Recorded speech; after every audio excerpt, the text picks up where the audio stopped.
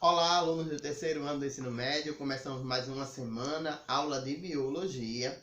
E hoje a gente vai dar continuidade ao assunto de evolução.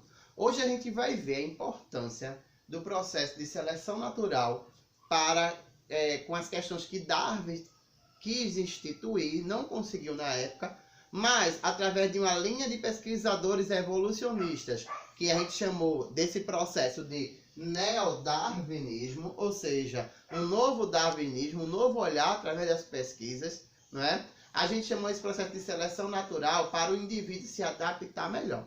Então, suponhamos que um grupo de espécies de borboletas de cores azuis e em outro ambiente existia um grupo de espécies de borboletas de cores rosas, certo? Então, houve uma mistura genética, né? Através daquele fenômeno que a gente lembra de crossover, em que gerou uma variabilidade de tons e de adaptações dessas borboletas. Então é nesse processo aonde o neodarwinismo ele está inserido. Então, a seleção natural, certo? São adaptações aonde acontecem as variações genéticas em grupo, certo? É isso que é o fenômeno do processo de seleção natural, aonde Darwin quis explicar, mas só que não chegou a concluir o seu processo, né? Então, o que está inserido nesse processo de seleção natural? 3 processos de adaptações bem fantásticos que a gente encontra no meio ambiente, que é a camuflagem, certo? É um dos processos, o mimetismo e a seleção sexual, certo? Bora falar agora sobre camuflagem. Camuflagem é o ato do animal se camuflar. Mas para que sentido se camuflar? Ele ficar de acordo com o tronco de árvores ou ele conseguir uma folha, não é? O exemplo, o camaleão, ele tem essa capacidade de se camuflar, não é? Então, existem 2 motivos. A camuflagem ela serve para se defender, se esconder do predador ou também se preparar para capturar a presa.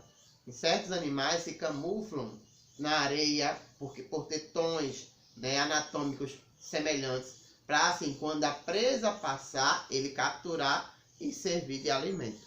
Então a camuflagem ela tem esse sentido, essa responsabilidade para o animal, o ser vivo. Se defender, né, se esconder do predador ou capturar a presa.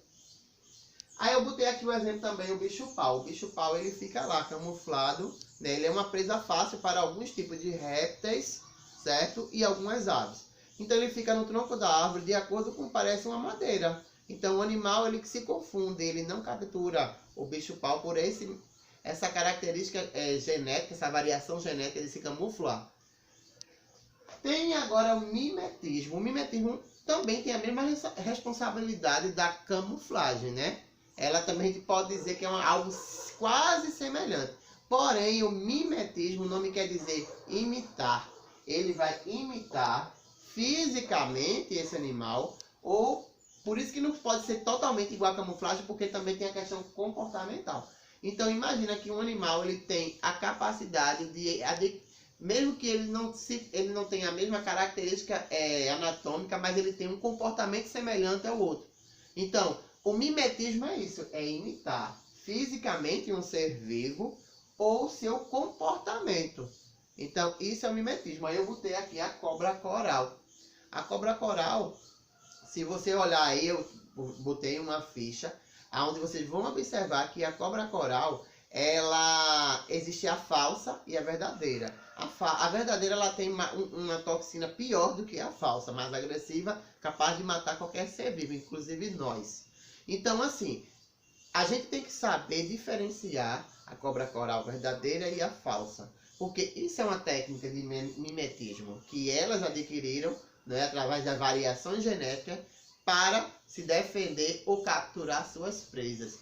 Principalmente se defender por parecer, às vezes, uma cobra falsa coral, parecer peçonhenta, extremamente peçonhenta. Então isso é uma técnica de mimetismo, é imitação através das variações genéticas, certo? Então camuflagem, mimetismo e por fim a seleção sexual.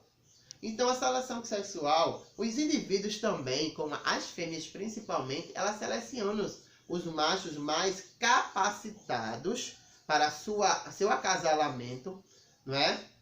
Porque ele sabe que ela vai gerar... A vida animal é fantástica. Ela sabe que vai gerar descendentes com a prole excelente geneticamente.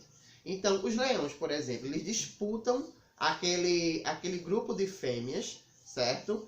E, através da disputa, o que perde se retira do bando. E o leão macho, né, que tem um porte geneticamente e que também ganhou a disputa, ele que vai ter o prazer de acasalar com todas as fêmeas daquele bando, né? Algumas aves também, os machos, eles constroem ninhos, cortejam através de danças de acasalamento, para poder a fêmea se encantar e dizer, não, esse é o macho que eu quero, porque vai gerar uma prole, descendentes com uma prole geneticamente boa para as minhas crias. Então, a natureza ela é fantástica, ela sabe perfeitamente selecionar tudo que ela quer de melhor geneticamente.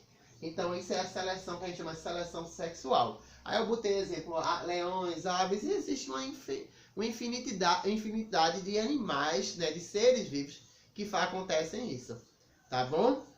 Então agora vocês vão realizar a atividade proposta. Como são vocês, hoje é a aula de assunto com conteúdo novo. Então tem 5 questões, vocês vão responder e entregar até 5h20.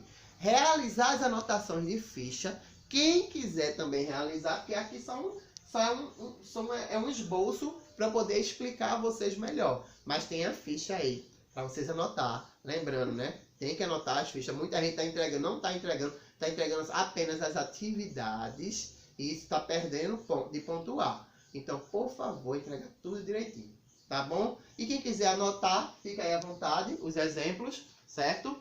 Fique à vontade e anotem.